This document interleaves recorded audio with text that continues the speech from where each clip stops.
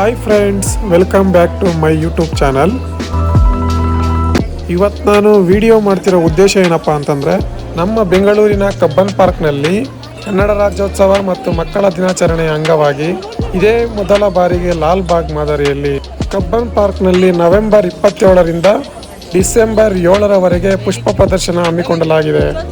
ಮಕ್ಕಳನ್ನು ಆಕರ್ಷಿಸುವ ಮುಖ್ಯ ಉದ್ದೇಶದಿಂದ ಈ ಪುಷ್ಪ ಪ್ರದರ್ಶನ ಆಯೋಜಿಸಲಾಗಿದ್ದು, ಕಬ್ಬನ್ ಪಾರ್ಕ್ನಲ್ಲಿ ಹುಲಿ, ಚಿರತೆ, ಆನೆ ಸೇರಿದಂತೆ ವಿವಿಧ ವನ್ಯಮೃಗಗಳು, ಚಿಟ್ಟೆಗಳು, ಹಣ್ಣುಗಳ ಕಲಾಕೃತಿಗಳನ್ನು ರಚಿಸಲಾಗುತ್ತಿದೆ. ಬಣ್ಣದ ಕ್ಯಾಪ್ಸಿಕಮ್ಗಳ ಜೋಡಣೆಯ ಪ್ರದರ್ಶನದಲ್ಲಿ ಮೂಡಿ ಬಂದ ನಮ್ಮ ಭೀಮನನ್ನು ಸಹ ನೋಡಬಹುದಾಗಿದೆ.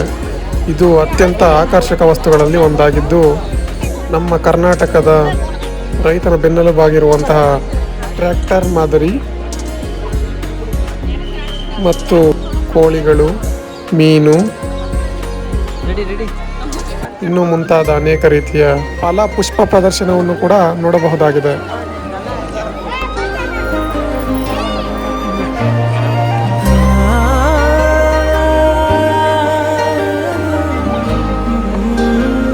ಅದೇ ರೀತಿ ಕಲ್ಲಿನ ರಥ ಸಹ ಫಲಪುಷ್ಪ ಪ್ರದರ್ಶನದಲ್ಲಿ ಬಹುಮುಖ್ಯ ಪಾತ್ರ ವಹಿಸಿದೆ.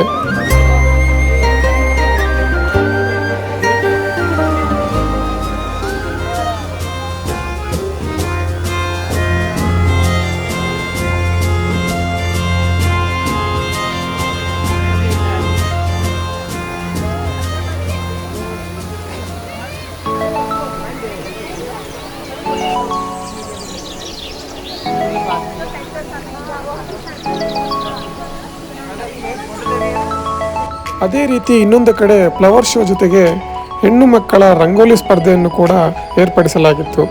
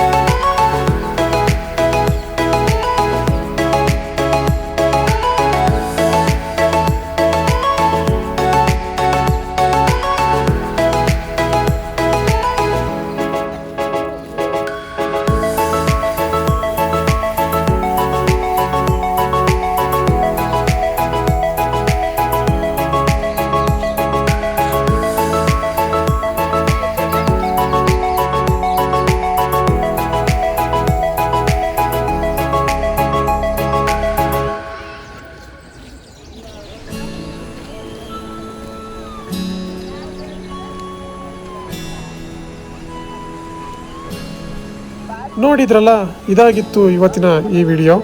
ಕೊನೆಯದಾಗಿ ಫ್ಲವರ್ ಶೋ ಮತ್ತು ರಂಗೋಲಿ ಕಾಂಪಿಟೇಷನ್ ಮುಗಿದ ನಂತರ ಫುಡ್ ಸ್ಟ್ರೀಟ್ ಏರಿಯಾಗೆ ಭೇಟಿ ಕೊಡೋದನ್ನು ಮರೆಯಬೇಡಿ.